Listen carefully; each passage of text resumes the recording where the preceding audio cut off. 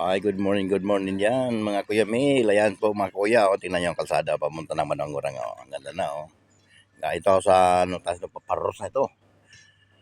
Itong paros na ito, diyan sa punang paros po, diyan, Ayan, hanggang doon sa ang simento, diyan sa baba na yun, Ayan guys, ito yung mga motor ng mga, yan, diyan sa baba, diyan, papunta ng Manangurang. Ganda ng kalsada, malapad. Tapal din ba yung simento?